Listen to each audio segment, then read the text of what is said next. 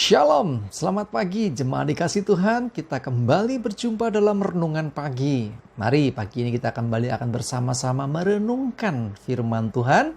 Tapi sebelumnya saya mengajak kita semua untuk berdoa terlebih dahulu. Mari kita berdoa.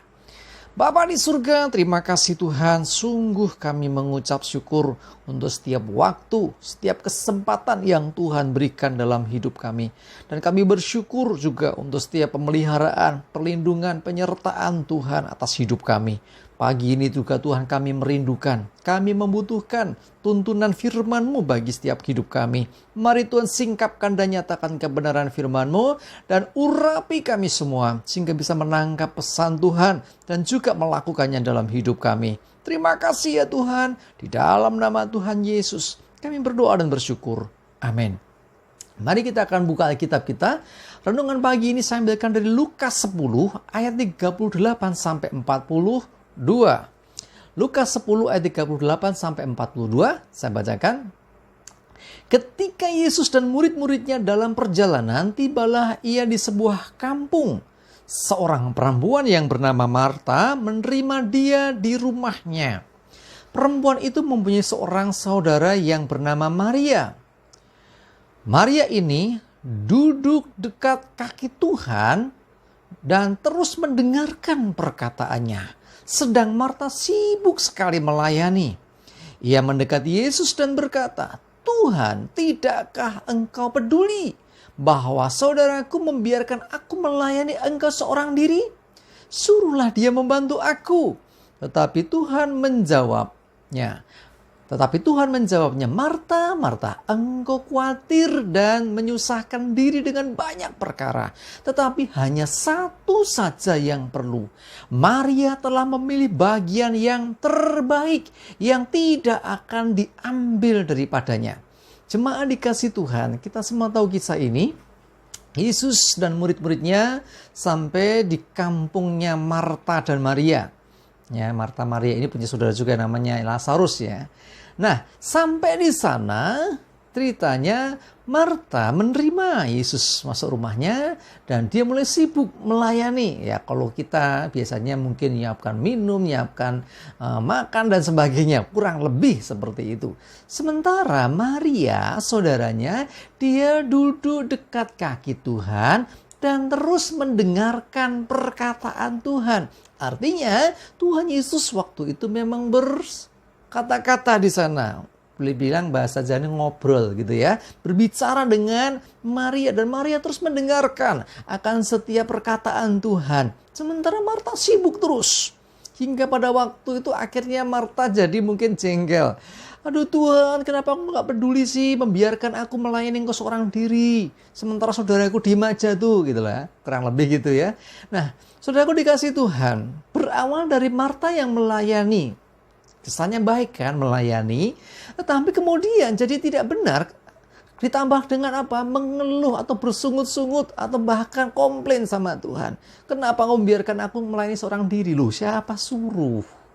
Maria duduk diam dekat kaki Tuhan mendengarkan Tuhan. Nah, ternyata ini bukan masalah pembelaan dari Tuhan untuk Maria, tetapi Tuhan menyatakan dengan jelas bahwa Maria telah mengambil bagian yang terbaik. Ya, yang terbaik, memilih bagian yang terbaik yang tidak akan diambil daripadanya. Sementara Marta ditegur, "Marta, Marta, engkau khawatir dan menyusahkan diri dengan banyak perkara." Tuhan mau ya, hanya satu saja yang perlu. Apa yang dilakukan Maria? Yaitu apa? Duduk dekat kaki Tuhan, mendengarkan Tuhan. Itu poinnya. Coba kita lihat 1 Samuel 15 ayat 22. Saya bacakan. "Tetapi jawab Samuel, apakah Tuhan itu berkenan kepada korban bakaran dan korban sembelihan sama seperti kepada mendengarkan suara Tuhan? Sesungguhnya mendengarkan lebih baik daripada korban sembelihan, memperhatikan lebih baik daripada lemak domba-domba jantan." Perhatikan di sini ada kesamaan pemahaman di sini. Di dalam perjanjian baru di Lukas tadi dikatakan Maria telah memilih bagian yang terbaik yang tidak akan diambil daripadanya. Coba perhatikan apa yang dilakukan Maria.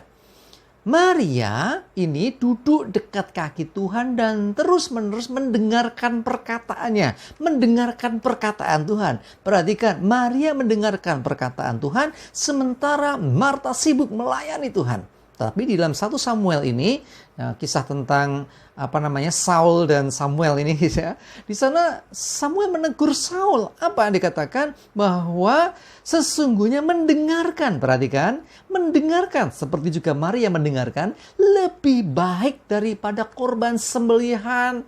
Memperhatikan, memperhatikan Tuhan dalam hal ini lebih baik daripada lemak domba-domba jantan. Artinya mau pelayanan seperti apa, mau korban-korban persembahan seperti apapun juga, tidak lebih baik daripada mendengarkan dan memperhatikan Tuhan. Mendengarkan firman-Nya, memperhatikan firman-Nya, itu adalah hal yang terbaik.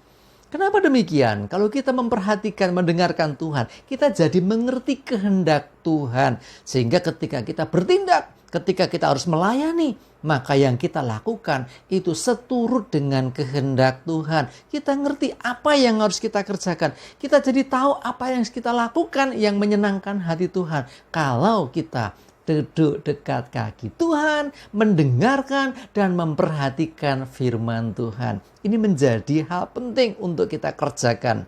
Jadi bukan sibuk melayani, bukan sibuk dengan segala macam aktivitas pelayanan, tidak juga dengan bermacam-macam korban yang kita buat untuk Tuhan. Tapi yang terpenting, yang terutama, duduk dekat kaki Tuhan, mendengarkan dan memperhatikan firman Tuhan. Bukan tidak penting melayani, bukan tidak penting persembahan, semua penting. Tetapi awali semua dengan duduk dekat kaki Tuhan, mendengarkan dan memperhatikan firman Tuhan. Dengan demikian, nantinya pelayanan kita, persembahan kita, itu adalah pelayanan dan persembahan yang berkenan di hati Tuhan. Karena kita sudah mendengarkan, mengerti apa yang Tuhan mau. Sehingga bukan mau kita, bukan maunya Tuhan itu maunya Tuhan bukan seperti yang maunya Marta. Ya, Marta berbuat ini itu, ternyata itu bukan yang dimaui Tuhan. Saul berusaha memberikan korban, ternyata bukan seperti itu. Yang dimaui Tuhan itu mendengarkan, memperhatikan, ya, mentaati. Jadi bukan sok-sokan. Gitu lah kalau tentang Saul ini ya. Seakan sok-sokan, wah dipilih domba yang terbaik dari tempatnya musuh segala macamnya. Kisah sudah baca deh ya. Tapi bukan itu yang dimau Tuhan. Ya, jadi dengarkan Tuhan dan lakukan perintahnya. Itu yang dikenan Tuhan. Amin. Kita berdoa. Terima kasih Tuhan. Kami bersyukur untuk pelajaran firman-Mu hari ini. Bahwa mendengarkan Engkau, memperhatikan, melakukan firman-Mu, itu jauh lebih baik daripada korban bakaran, korban sembelihan, bahkan lebih dari segala pelayanan yang kami lakukan. Kami mau belajar hari ini Tuhan. Duduk dekat kaki Tuhan, memberi waktu lebih mendengarkan Tuhan. Karena kami tahu dari situ kami mengerti apa yang harus kami kerjakan. Pelayanan seperti apa yang berkenan di hati Tuhan. Dengan kami duduk dia mendengarkan Tuhan, memperhatikan Tuhan, maka kami jadi mengerti korban seperti apa yang Tuhan inginkan. Ajari kami Tuhan, untuk kami memberi waktu. Lebih lagi duduk dekat kaki-Mu dan mendengarkan Engkau. Terima kasih Tuhan, kami bersyukur. Hari ini Tuhan, Engkau pimpin sertai kami, lindungi kami. Jauhkan celaka mara bahaya, dalam damai sejahtera dan berkat Tuhan. Terima kasih, di dalam nama Tuhan Yesus, kami berdoa dan bersyukur. Amin. Mari jemaat dikasih Tuhan. Semangat terus, maju terus dalam iman dan pengharapan. Tuhan Yesus memberkati kita semua. Amin.